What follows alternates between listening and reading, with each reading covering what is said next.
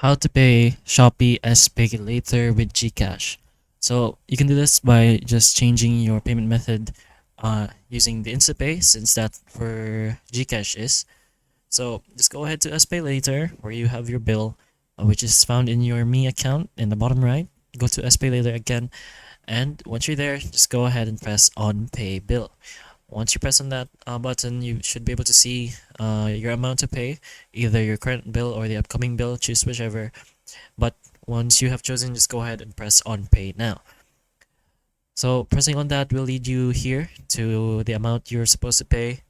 You can go ahead and choose which months you're supposed to pay as well, by the way, before all of this. But once you have decided, since you can't really choose the specific amount, more like the current month only, or which months you're supposed to pay if you are choosing upcoming bills.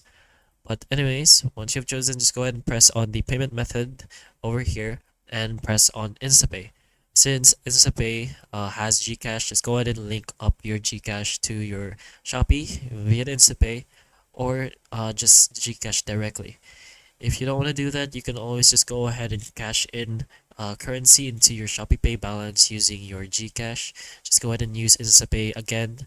You can do that here in your Shopee Pay and cash in GCash currency as well.